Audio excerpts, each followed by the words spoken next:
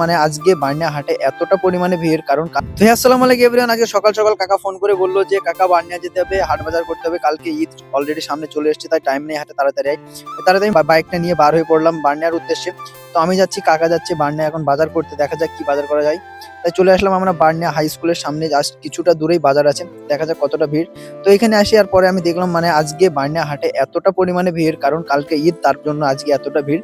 তো বাইকটা আমি পার্কিং করে এখানে চলে আসলাম হাটের উদ্দেশ্যে, দেখা যাক কি কি নেওয়া যায়। তো এখন আমি এসেছি মানে যেখানে মশলাপাতি সবকিছু হয়, কারণ বিরিয়ানির জন্য যে কিছু যা কিছু লাগে সবকিছু নিতে হবে, কারণ বুঝতেই পারছো কালকে ঈদ, আর ঈদ মানে আমাদের কাছে একটা আলাদা আনন্দ, একটা উল্লাস। তো ফাইনালি বাজার করা কমপ্লিট করে এখন আমি যাচ্ছি বাড়ির উদ্দেশ্যে, কারণ সন্ধ্যা লেগে গিয়েছে অলরেডি, আমাকে তবে ইফতারে লেট হয়ে যাচ্ছিল।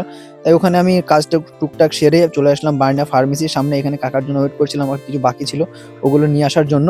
তো অলরেডি নিয়ে আসার পরে আমি বাইকটা চাবি অন করে এখান থেকে সোজা চলে আসি বাড়ির উদ্দেশ্যে। এবং কথা বলতে বলতে আর একটা জিনিস মনে পড়ে গেল যে না, একটা জিনিস মিসিং হয়ে গেছে, আর সেটা হচ্ছে মানে আমাদের আর কিছু কেনাকাটা করতে হতো, কারণ সেটা হয়নি। তো কোনো ব্যাপার না, ঈদের পরের দিন দেখা যাবে। তো ফাইনালি আমরা চলে এসেছি আমাদের পশ্চিমপাড়া গ্রামের ভিতরে। তো দেখা যাক ঈদটা কিরকম কাটে, আশা করছি সবারই ভালো কাটবে। তোমাদের সবার জন্য দোয়া রইলো। আল্লাহ হাফেজ।